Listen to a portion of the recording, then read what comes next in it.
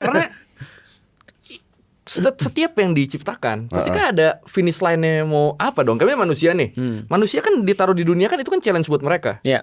Kalau tidak dihancurkan nggak ada kelarnya. Anda larinya ke diturunkan ke bumi itu percobaan. Tapi lu sadistik dong kalau mikir kayak gitu. Berarti Tuhan sadis banget dong. Udah bikin akuarium bagus-bagus, habis itu dipecahin sama dia. Gitu, hilang semua. Ya emang begitu. Berarti kayak gitu lu percayanya. Bukan sadistik dong. Kalau sadistik mah ini lu hidup enak-enak nih semua nih nanti gua hancurin. Ini kan enggak dikasih kan. Kalau lu mau selamat di hari akhir nanti dia ngasih tahu. Ada hari akhir lo ntar lo. Kalau mau selamat ini begini caranya kan dikasih tahu. Habis tandanya lama koy. Kan tandanya dikasih dari dulu banget tuh. Sampai sekarang belum kejadian koy. Jadi kan kayak nakut-nakutin terus gitu kan. Itulah diuji kan makanya lu. Diuji lu harus tetap percaya gitu. Lu percaya gak nih? Tapi aku perlu kasih sedikit insight tadi ya. Tentang kesempurnaan ya. Menurutku kesempurnaan daripada ciptaan itu adalah ada endingnya. Kesempurnaan dari sebuah ciptaan adalah ada endingnya. Belum pernah nonton.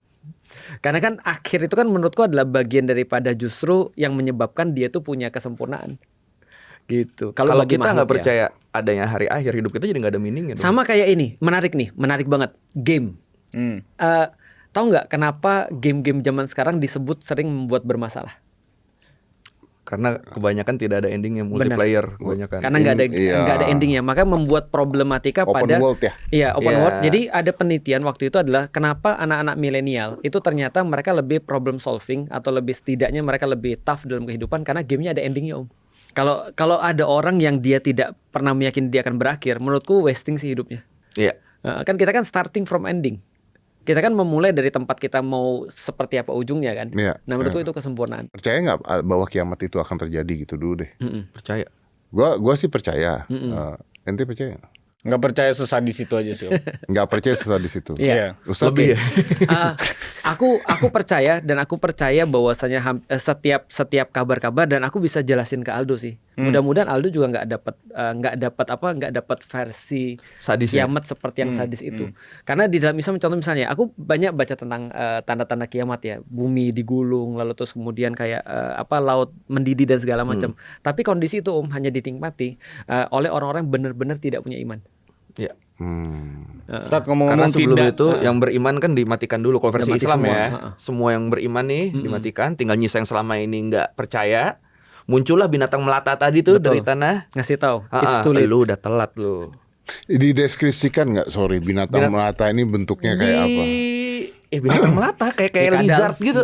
Kayak kadal, tapi kita nggak tahu ya. Iya pokoknya So it's a binatang monster melata. dong. creature sih om, creature. Karena bisa bicara kan, bisa ngomong kan. Dia akan bilang ke orang tersisa, lu udah nggak bisa tobat, lu udah telat. It's too late. Itu kenapa nggak dibikin film ya? Nah, kayaknya udah mungkin tapi dibikin perwakilan Lord of the Ring kali ya. Udah munculin ogre itu bentuk Yajuj dan Majuj misalnya dan seterusnya. Iya, benar-benar. Ya kan segala macam bayangan tentang sesuatu yang mengerikan ya binatang melata kan. Iya. Nggak mungkin beruang merah kan nggak mungkin. Berarti beriman ini tuh harus Islam ya Ustaz. Nah, beriman ini ada banyak sesuai dengan masanya. Ketika dia masanya Yesus masih ada, berarti yang beriman pada Yesus dia yang masuk ke dalam orang-orang beriman. Ketika zamannya Musa juga sama. Tapi kalau di zaman sekarang dalam keyakinan orang Muslim berarti ya harus Islam. Karena Islam kayak yang melanjutkan gitu. Dan yang terakhir, ada nggak sih di kitab manapun gitu yang mengatakan bahwa kiamat ini akan terjadi pada saat ada batu besar dari angkasa menabrak bumi gitu. Kan lebih masuk akal tuh kayaknya tuh. udah pernah kejadian sekali. Iya. Zaman Iya, Atasius. benar. Maksudnya ada nggak yang Tapi mengatakan? enggak sih.